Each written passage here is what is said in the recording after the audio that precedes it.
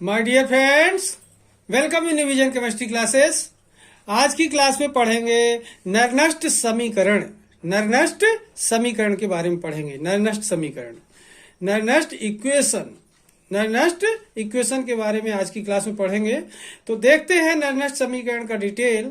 तो इसके पहले जिन लोगों ने मेरे चैनल को सब्सक्राइब न किया हो सब्सक्राइब कर लें और सब्सक्राइब करके मेरा सहयोग करें और देखते हैं नरनष्ट समीकरण का डिटेल। ओके, तो देखिए नरनष्ट समीकरण में क्या है। नरनष्ट समीकरण, नरनष्ट ने इलेक्ट्रोड विभव पर ध्यान दें। किस पर? नरनष्ट ने इलेक्ट्रोड विभव पर सांद्रण एवं ताप का प्रभाव प्रदर्शित करने के लिए एक समीकरण का प्रतिपादन किया था, जिसे नरनष्ट समीकरण कहते हैं। ओके, किसी अपचयन अर्ध अभिक्रिया के लिए नरनष्ट समीकरण निम्नलिखित होगा। एक बार फिर से देखना, इसका इंट्रो क्या है। नरनष्ट ने इलेक्ट्रोड विभव पर, नरनष्ट ने इलेक्ट्रोड विभव पर सांद्रण एवं ताप का प्रभाव दर्शाने के लिए एक समीकरण का प्रतिपादन किया था, जिसे नरनष्ट समीकरण कहते हैं। एक बार फिर से देखिए, नरनष्ट ने इलेक्ट्रोड विभव पर सांद्रण एवं ताप का प्रभाव प्रदर्शित करने के लिए एक समीकरण का प्रतिपादन किया था, जिसे नरनष्ट समीकरण कहते हैं। किसी अपचयन अर्ध अभिक्रिया के लिए नरनष्ट समीकरण निम्नलिखित होगा। तो देखते हैं नरनष्ट समीकरण कैसा होगा। Okay,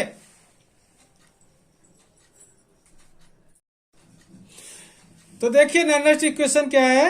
E reduction equal to E not reduction minus R T upon N F log अपचयित स्पीसीज अपॉन ऑक्सीकृत स्पीसीज, जो रिड्यूस्ड हो गई होगी, reduced species upon oxidised species, अपचयित स्पीसीज अपॉन ऑक्सीकृत स्पीसीज। यहां पर देखें, ई इलेक्ट्रोड पोटेंशियल है। क्या है? इलेक्ट्रोड पोटेंशियल, इलेक्ट्रोड विभव है। रिडक्शन रिएक्शन के लिए है इलेक्ट्रोड विभव, आरईडी रिडक्शन है ये। तो इलेक्ट्रोड पोटेंशियल क्या है? रिडक्शन। और ये इलेक्ट्रोड पोटेंशियल है जो नॉट लगा हुआ है स्टैंडर्ड इलेक्ट्रोड पोटेंशियल के लिए है। किसके लिए है? मानक इलेक्ट्रोड विभव के लिए है। ओके, और ये आर जो है तो गैस कांस्टेंट है, टी एब्सोल्यूट टेम्परेचर है, एन नंबर ऑफ इलेक्ट्रॉन है जो रिएक्शन के ड्यूरेशन पे निकले होंगे या लिए गए होंगे, और एफ फैराडे कांस्टेंट है, ये लॉग ई है। ठीक है, तो एक बार देखें यहां पर कि ई जो है यहां पर क्या है, ये रिडक्शन के लिए इलेक्ट्रोड पोटेंशियल है। Electrode potential for reduction, standard electrode potential for reduction minus R gas constant, T temperature, N electron, F Faraday constant, L N log E. यहां पर आप अपचयित स्पीसीज अपॉन ऑक्सीकृत स्पीसीज लिखी हुई है। तो एक बार फिर से देखिए, electrode potential for reduction equal to standard electrode potential for reduction minus R T upon N F log E, अपचयित स्पीसीज अपॉन ऑक्सीकृत स्पीसीज। ओके, ये नरनष्ट इक्वेशन है। किसके लिए? किसी अर्ध अभिक्रिया के लिए, अपचयन के लिए, किसी अपचयन अर्ध अभिक्रिया के लिए ये नरनष्ट इक्वेशन, नरनष्ट समीकरण होगा। ओके, अब देखते हैं एग्जाम्पल के साथ। ओके, तो देखिए यहां पर एक रिएक्शन देख रहे हैं। मानक हाइड्रोजन इलेक्ट्रोड के सापेक्ष, मानक हाइड्रोजन इलेक्ट्रोड के सापेक्ष मानक की एक सामान्य अभिक्रिया निम्नलिखित है। यहां पर देखें, M aqueous N plus charge लगा हुआ है। मतलब जो मेटल होगी, जैसे मैग्नीशियम होगा तो 2 प्लस चार्ज होगा, यहाँ 2 होगा। अगर सिल्वर होगा तो यहाँ पर क्या होगा? सिंगल प्लस चार्ज होगा। जिंक होगा तो 2 प्लस चार्ज होगा। यहाँ पर जिस तरीके की मेटल इस्तेमाल करेंगे उस तरीके का चार्ज होगा। तो यहाँ नंबर ऑफ चार्ज शो करता है N. Aqueous ion aqueous phase में रहते हैं, प्लस एन इलेक्ट्रॉन, जितने इलेक्ट्रॉन ये गेन करेगा। ओके, जितना इस पे चार्ज होगा उतने इलेक्ट्रॉन ये गेन करेगा। तो ये वही एन है ये। ठीक है, electron minus equal to M solid यहाँ पर m में बदल गया इलेक्ट्रॉन गेन करके। तो कौन सा रिएक्शन हो रहा है? इलेक्ट्रॉन गेन करना रिडक्शन कहलाता है, अपचयन कहलाता है। क्या कहलाता है? अपचयन कहलाता है। ठीक है, तो अब देखते हैं इस अभिक्रिया के सापेक्ष नर्नेस्ट इक्वेशन कैसा होगा। ओके, तो देखिए यहां पर अपन देख रहे थे Nernst equation. Nernst equation electrode potential reduction equal to standard electrode potential reduction, जिसमें नॉट लगा है स्टैंडर्ड इलेक्ट्रोड पोटेंशियल है, minus RT upon NF log अपचयित स्पीसीज अपान ऑक्सीकृत स्पीसीज। फिर अपन ने क्या देखा? मानक हाइड्रोजन इलेक्ट्रोड के सापेक्ष माना कि एक सामान्य अभिक्रिया निम्नलिखित है।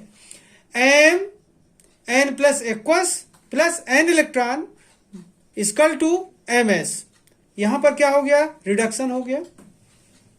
अब यहां पर देखें, इस अभिक्रिया के लिए नर्नेस्ट समीकरण निम्नलिखित होगा। यहां पर देखें, इसी को देख रहे हैं, R रिडक्शन, यहां पर E reduction electrode potential reduction equal to E naught reduction minus RT upon NF log E। यहां तक कोई चेंज नहीं। अब यहां पर इस रिएक्शन के बेस पर हम वैल्यू पुट कर लेंगे। ठीक है ना, यहां पर देखना अपचयित स्पीसीज क्या है? MS। ठीक है ना, ये सॉलिड के लिए S लगा हुआ है, और यहां पर क्या है? MN plus aqueous. ओके, मतलब यहां पर अपचयित स्पीसीज लिखी हुई है, और ये रिड्यूस, ये वाली क्या है? अपचयित स्पीसीज, और ये ऑक्सीकृत स्पीसीज है। ठीक है ना, reduced species upon oxidised species. Okay, ये जो लिखा हुआ है इसके बेस पर ये बना हुआ है। ओके, अब यहां पर देखें कि इसके आगे इस पे क्या चेंज ला सकते हैं, तो आपको नर्नेस्ट इक्वेशन क्लियर समझ में आ जाएगा। ओके, तो देखते हैं आगे। तो देखिए यहां पर देखें, यदि MS का मान 1 हो तो, यहां से S का मान 1 हो तो MS का मान क्या हो? 1 हो तो R, यहां पर देखें reduction electrode potential reduction equal to electrode potential, यहां पर स्टैंडर्ड के लिए है तो वही इक्वेशन है, यहां पर सब कुछ सेम। यहां पर लॉग E, यहां पर MS की जगह पर हमने क्या लिख लिया? 1 है। ठीक है ना, 1। ओके, अब एक चीज और देखते हैं कि अब ये 1 लिख दिया, और इसके बाद देखते हैं यदि हम इसका लॉगरिथम A जो है तो 10 के बेस में बदल लें तो ये सही इक्वेशन दिखने लगेगा। ओके, तो लघुगणक का आधार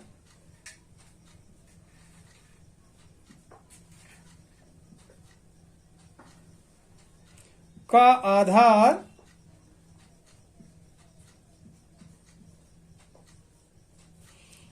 10 में बदलने पर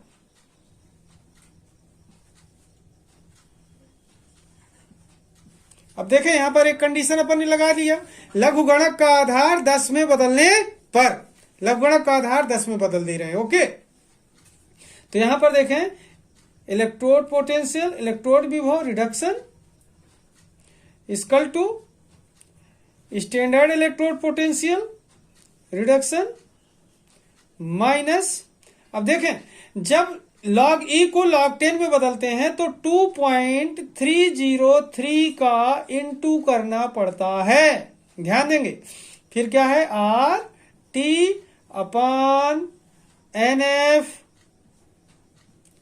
अब यहां log 10 लिखेंगे। क्या लिखेंगे? log 10 1 अपान MN प्लस एक्वस। ओके,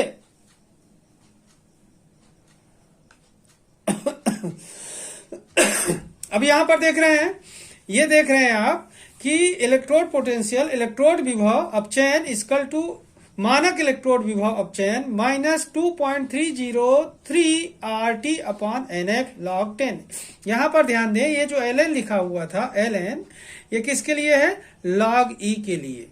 और किसके लिए? log E के लिए। किसके लिए है? log E के लिए। और इसको जब हम log 10 में बदलेंगे तो 2.303 का इंटू करेंगे जब log 10 में, तब ये बराबर होगा। बात समझ आ रही है? मतलब ये लिखें या फिर ये लिखें, दोनों का मतलब एक ही है। और इसकी जगह पर जब हम ये लिखते हैं log 10 तो 2.303 का इंटू करना पड़ता है। वही log 10 लिखा गया है, तो 2.303 का इनटू किया गया है। ओके, तो यहां पर देखें लॉगरिथम का बेस किस में चेंज कर लिया हमने, 10 में। ओके, अब यहां पर देखें इसका रेसिप्रोकल अगर हटा दें तो या करके अपन लिख सकते हैं, या E reduction equal to E not reduction minus 2.303 RT upon NF log 10। यहां पर देखना इसका रेसिप्रोकल अपन को हटाना है, इक्वल्स n प्लस, ठीक है। अब इसका अपान अपन ने क्या कर दिया, हटा दिया।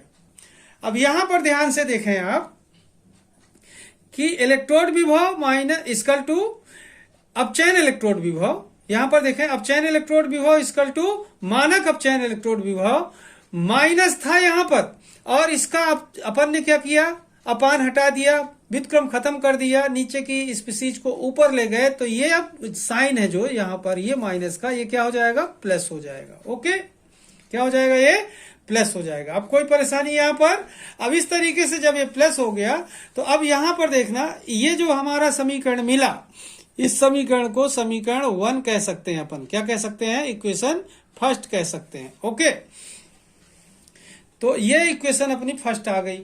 अब इसके बाद देखते हैं ये इक्वेशन अपनी कौन सी आ गई, इक्वेशन नंबर फर्स्ट। ओके, अब देखते हैं इसके आगे इसमें कौन सी चीज, तो देखिए इस इक्वेशन में यहां पर कौन क्या चीज है, तो यहां पर देखें E reduction equal to अपचयन electrode विभव, अपचयन इलेक्ट्रोड विभव, ई नॉट रिडक्शन इक्वल टू होता है मानक अपचयन इलेक्ट्रोड विभव। अंतर क्या है, यहां पर अपचयन और यहां पर मानक अपचयन इलेक्ट्रोड विभव, ठीक है। आर क्या है, गैस नियतांक, टी क्या है, ताप या परम ताप कह सकते हैं, एन क्या है, धातु आयन की संयोजकता, कितने इलेक्ट्रॉन वो लेगा या कितने इलेक्ट्रॉन देगा, और एफ क्या है, फैराडे नियतांक, एफ क्या है, फैराडे नियतांक। तो एक बार फिर से देखिए, ई रिडक्शन इक्वल टू अपचयन इलेक्ट्रोड विभव, ई नॉट रिडक्शन इक्वल टू मानक अपचयन इलेक्ट्रोड विभव, आर गैस नियतांक, टी ताप, एन धातु आयन की संयोजकता, और एफ क्या है, फैराडे नियतांक। ओके, अब देखते हैं इनके मान रखकर इक्वेशन फर्स्ट को अपन कैलकुलेट करके एक फाइनल इक्वेशन निकालते हैं, जो नर्नेस्ट का एक फाइनल इक्वेशन निकल कर आएगा। ओके, तो देखते हैं, तो देखिए इनके न्यूमेरिकल वैल्यू देखते हैं। आर की वैल्यू क्या है, 8.314 joule kelvin inverse mole inverse, R की वैल्यू क्या है, 8.314 joule kelvin inverse mole inverse. T की वैल्यू क्या लेंगे, 298 केल्विन, एब्सोल्यूट टेम्परेचर हो गया, और एफ फैराडे कांस्टेंट है, इसकी न्यूमेरिकल वैल्यू क्या है, 96,500 कूलाम, ठीक है ना, 96,500 कूलाम। समीकरण एक में मान रखने पर, अब जो समीकरण आपका एक आया था उसमें अपन मान रख देंगे, तो क्या हो जाएगा, यहां पर देखें E reduction equal to E standard E not reduction plus 2.303, यहां पॉइंट था 303 था, आर की वैल्यू अपन को कितना लिखना है, इंटू 8 कितना लिखना है, 8.314, और टी की वैल्यू कितनी लिखनी है, 298 अपान एन, तो एन है, और साथ में इंटू करना है 96,500 का। ओके, बाकी अपन ज्यों का त्यों लिख देंगे, log 10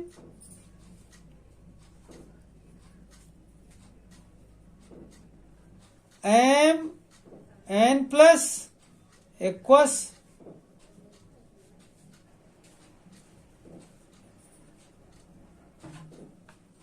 ओके। अब इतना करने के बाद जब इसे सॉल्व करेंगे तो इक्वेशन आती है, यहां पर देखें, E nought E reduction equal to E not reduction plus, यहां पर जब इसे सॉल्व करते हैं तो 0.059 अपॉन n log 10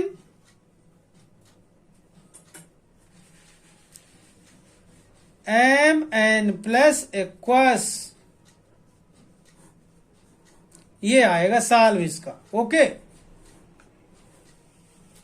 इतना करने के बाद देखें, अगर अपन चाहें तो इसे लिख सकते हैं या करके दूसरा फॉर्म इसे दे सकते हैं, या ये रिडक्शन हटा सकते हैं। तो यहां लिख सकते हैं E equal two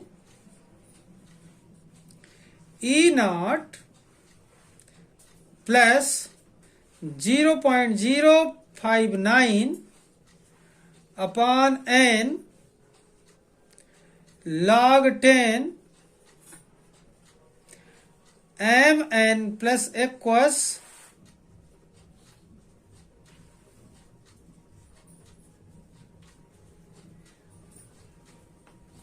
equation number आया 2। कौन सी इक्वेशन आ गई है? 2। ओके, अब यहां पर देखें, ये जो इक्वेशन अपन को मिली है इसे नैनस्ट समीकरण कहते हैं, ठीक है ना। तो समीकरण 2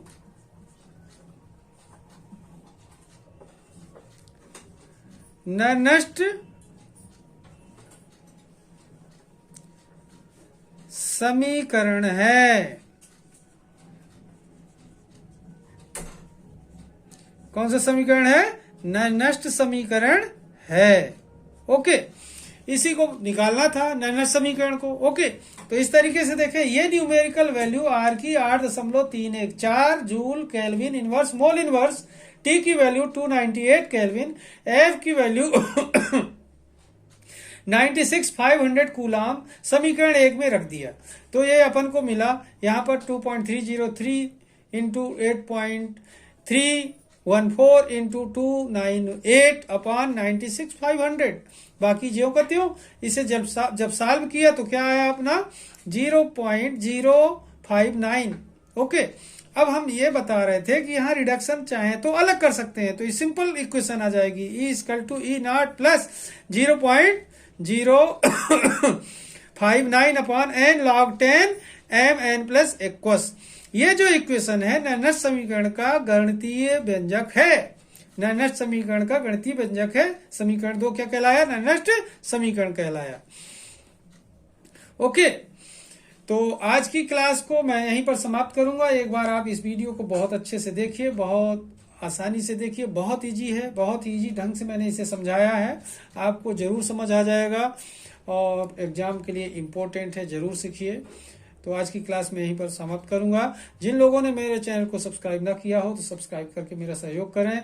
तब तक के लिए जय हिंद, जय भारत।